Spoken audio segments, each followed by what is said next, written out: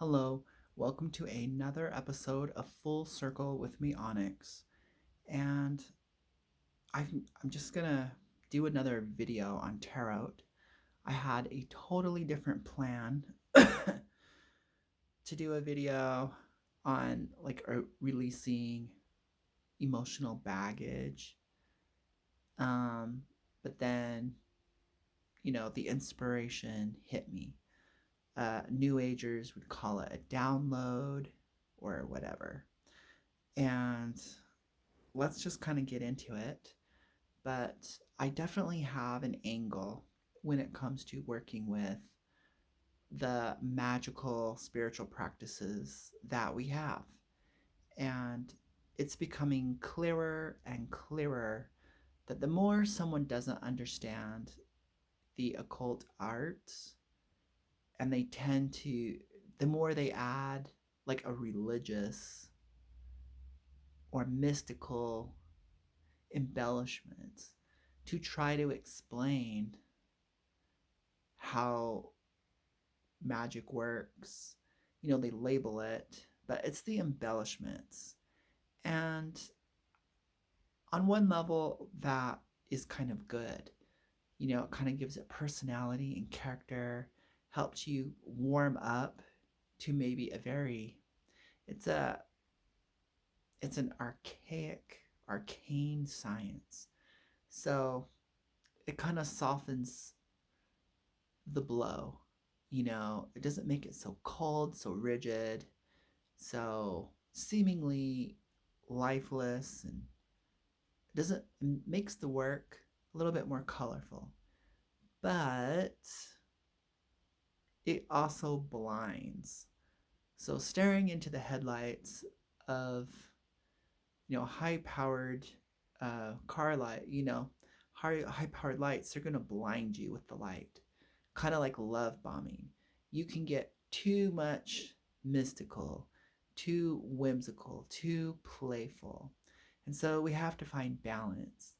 And so the pendulum swings back and forth, and at different ages, stages, and states of consciousness, uh, you're able to absorb it and understand it from different angles and perspectives.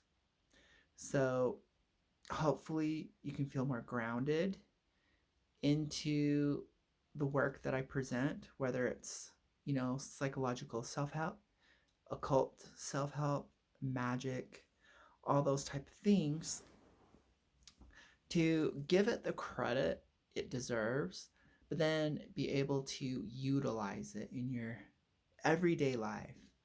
Like, why should you go to a therapist and a counselor when you can go to your cards, but you don't know how to access that type of information? Because when you read about tarot cards, it's all fortune telling, and so the terminology needs to be in alignment with the meaning of the card. And so that requires an update. You need to make it relevant for you. You need to make it relevant to how your brain processes information. You need to make it relevant for the struggles that humanity finds themselves in now. So we're not getting on a horse, grabbing a sword, and saving the princess, or going on a holy battle dictated by some religious leader in the church.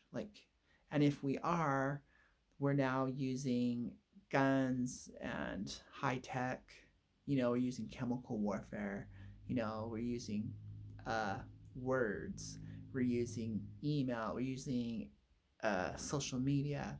And so, the problems of today, you know, what type of drugs are being abused, what type of losses do we have, you know? And so you got to make it relevant to you, to your client, and to whatever you're trying to apply your tools to. So on one level, your tools have no power.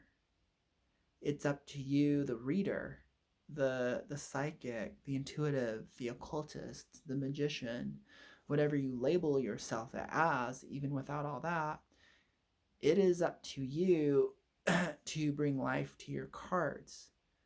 There's no classroom setting that's going to do it all for you. There has to be an integration between the information, the symbols, and the course of events that happen as we live our lives. And this information needs to become useful. So if you're sharing it with someone else, they need to be able to digest it, have a inner revolution inside themselves and go, oh, and this is what I need to do.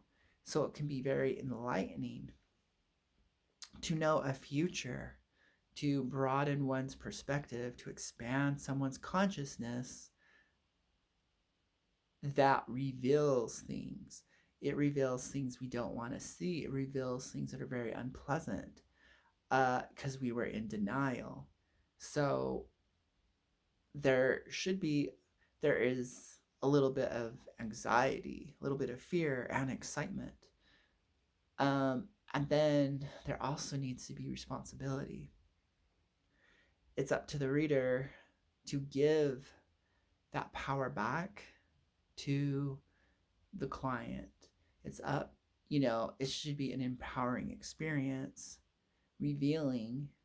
So you have to wear many, many hats if you're going to be a powerful card reader.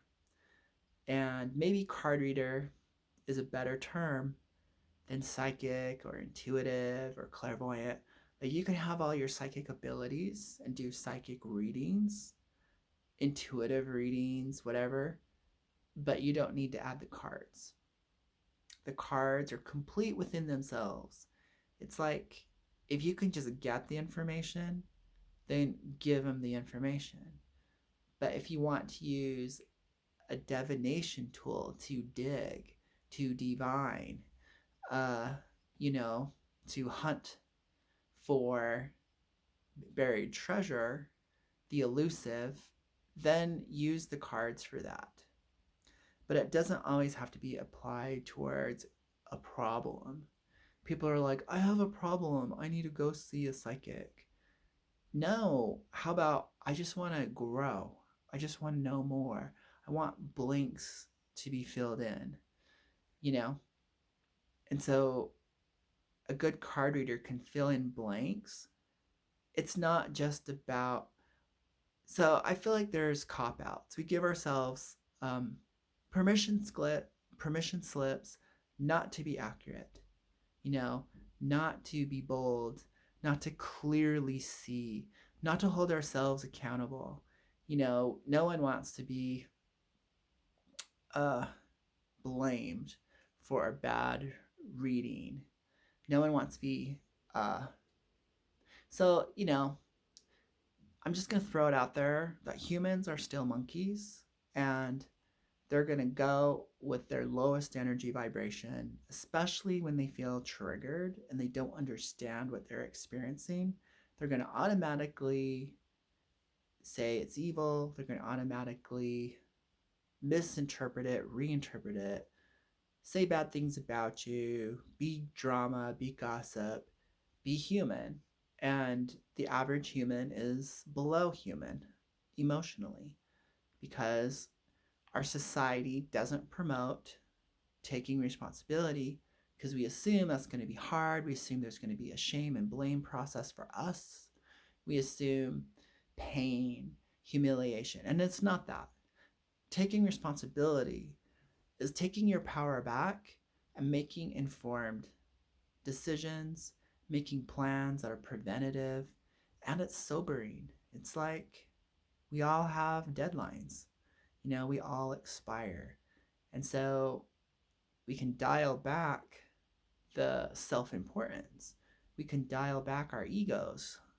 And we need to learn to hear the truths that we're unwilling to hear. With a very entitled modern society, global society that we all live in, it's always a truth teller who then gets shot, because that's what we do to ourselves. We're in the art of denial. Our whole lifestyle is about ignoring the truth, ignoring who we actually are, ignoring our real feelings, ignoring our real thoughts, and leaving it to someone else to figure out. And then when we don't like to say what they say, we fire them. We get rid of them. We silence them. So the outer world is a really good mirror of what we do or do ourselves individually, having to share the collective programming. So this is where, if you don't understand that a part of you, part of your thoughts, your feelings, your biology, the events you find yourself in, this thing called life, is a shared experience of a shared pattern that we create collectively, and we experience individually, and individually we impact the collective. If you don't understand that, you might think events are synchronicities, happening for a reason, magical, fated, doomed, some type of karma. But when you just look at it as a collective pattern that all humanity is going through the ages, and like, you affect the whole, but the whole affects you. You can now give yourself a break. Realize it's not all your fault. You don't have to take on the whole world. The whole world isn't out to get you.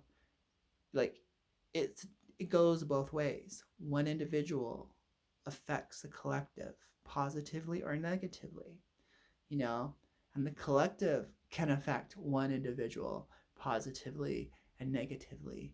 And so it's kind of like, realize some of the stuff you're owning isn't yours, and then some of the stuff you are processing out for the collective. So healing, self-awareness. The ultimate healer is self-awareness, becoming more aware, which I think is more important than expanding consciousness. Because when you think expanding consciousness, all you're doing is you're adding more awareness. Awareness is light. Awareness is knowledge. And you see more. Hence, you become, instead of a looker, you become a seer. So these are all different phrases of saying increase your awareness. And with that awareness, it automatically increases your power, but your responsibility. So moving out of a bipolar narrative, moving out of that, we will now move in to love, wisdom, and power. So during the course of the last few weeks, I really got to experience the meaning of love, wisdom, and power. And it was not pleasant.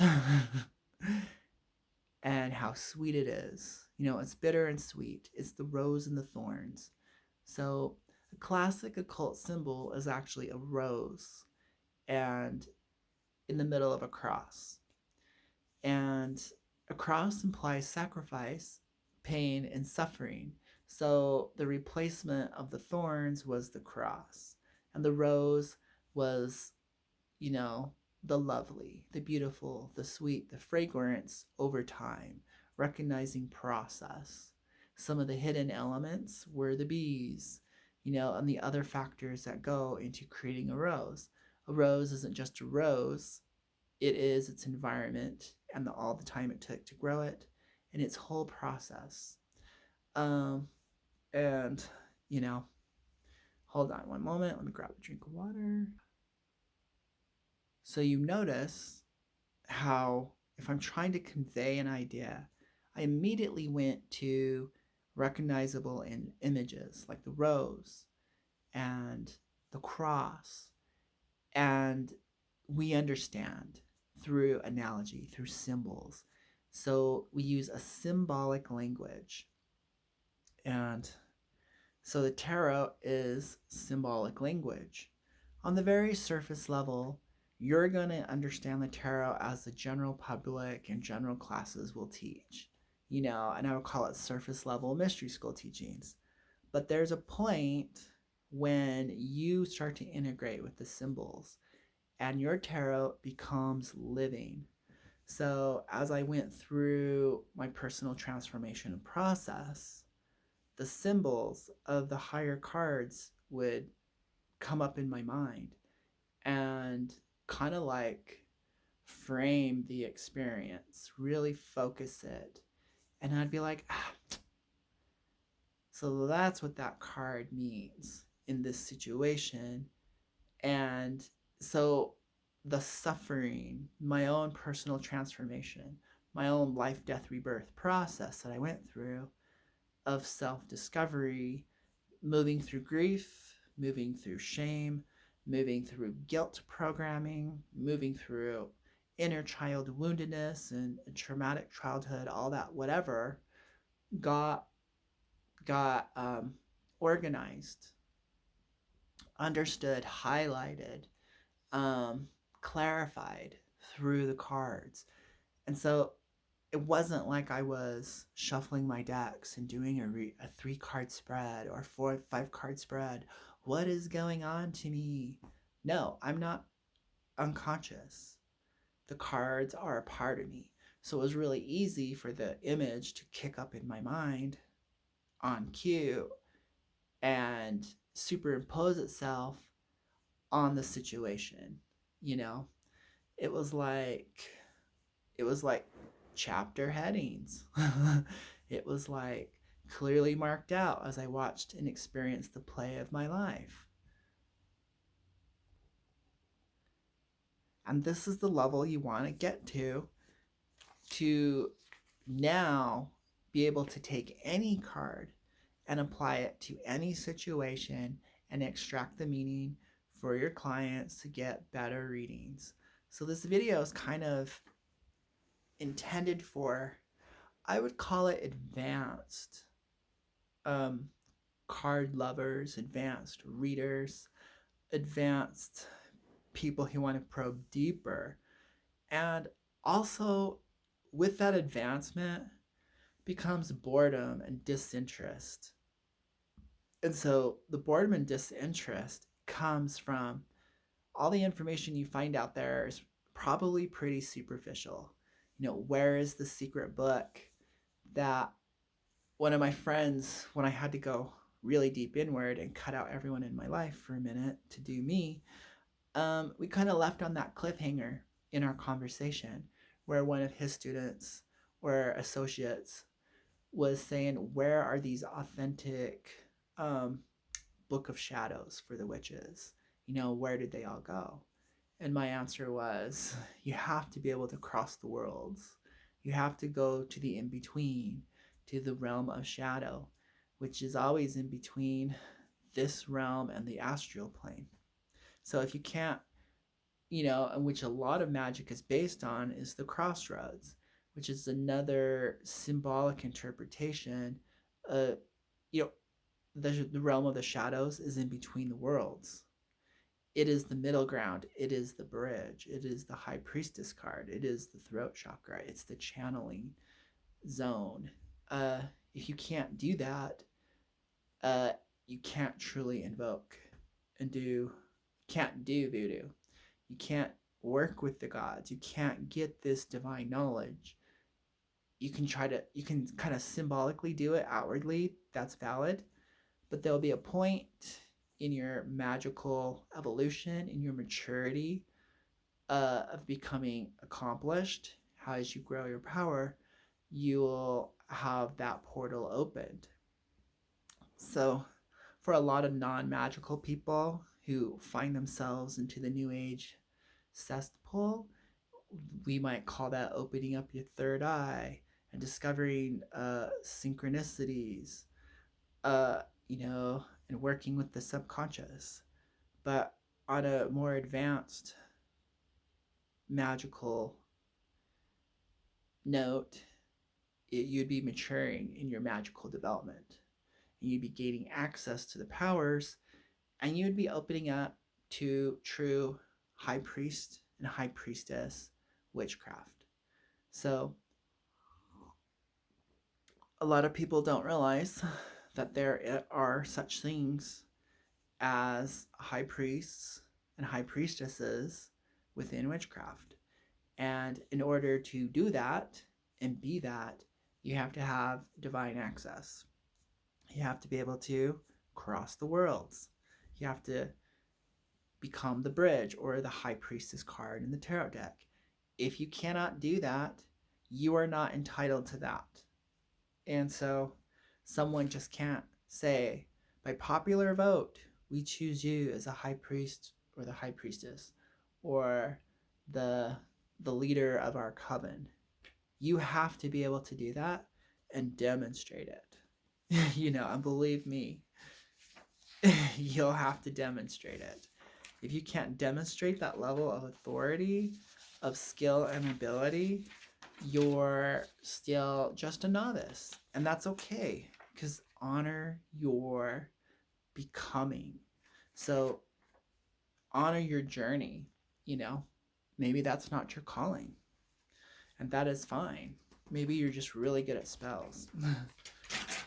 But anyways, let's get more into this. So maybe we should save it for the next video and just get into the cards after that. Okay, let's just continue this. We will continue. I'll just continue literally how it started. The Devil card. Maybe the most hated, feared, and misunderstood card. Guess what it should be relabeled as? Forgiveness, healing, understanding, wisdom, lessons learned. I don't see any card reader on social media saying that about the Devil card. On the surface level, they're saying, oh, this is a toxic, karmic relationship. This person's into drugs and everything carnal and dirty and wrong. So it kind of represents sin, it represents taboo, it represents bad energy. But when we really look at the scapegoat, it's someone who is picked out in society and everyone blames them. Everyone shames and guilts them because of their differences. And so is it really a coincidence that a lot of people who go towards a magical path of some form usually feel different, outcast? They're not included into the group, like they are fringe. They're mutants, they're Morlocks, in X-Men terms. They are the ones that society looks down on, that they don't gain that popular acceptance. What are they going to do with all that extra energy? But learn to find their own inner power, maybe explore nature. They're not accepted. They're sinners. And so they become stigmatized, and they get the stigma of the goat, the scapegoat, society's symbol of shame, and so guilt.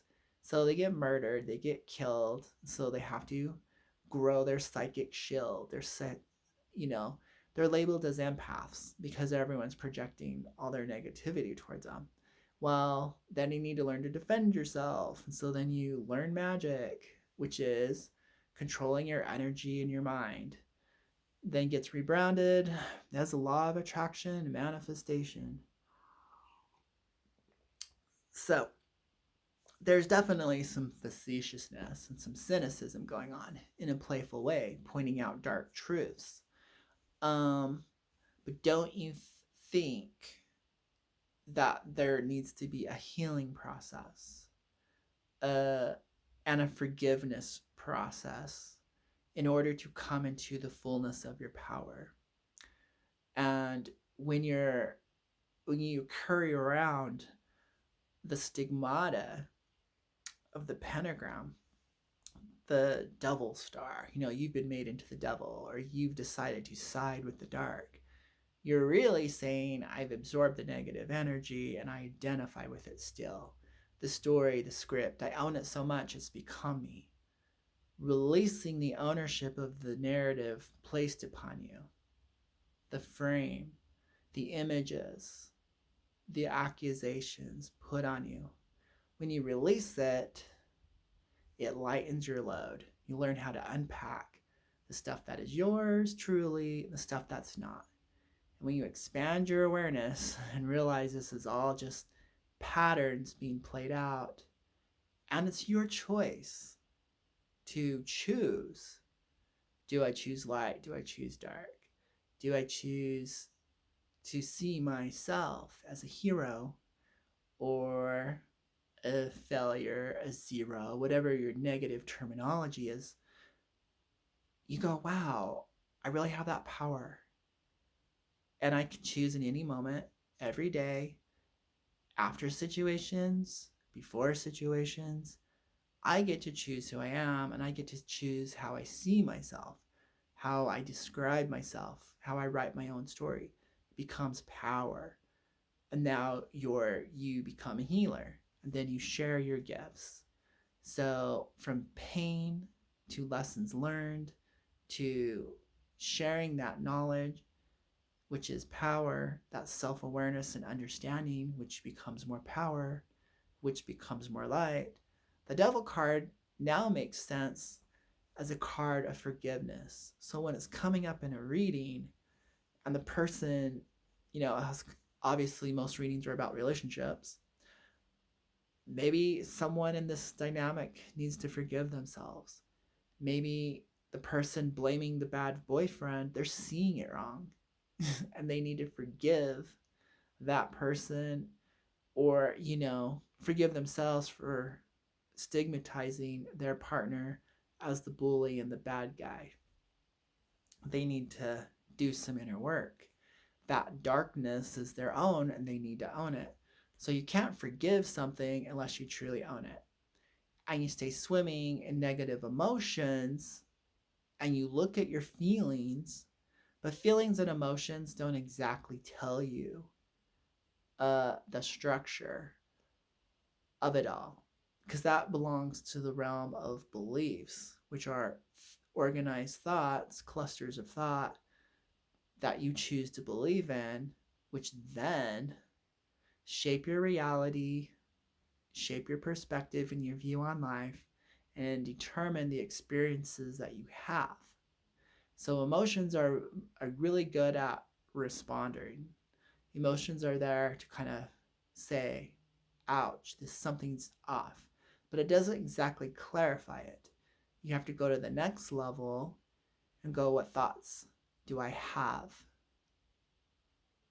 What is my story? What am I saying about this situation? How am I labeling it? How am I defining it?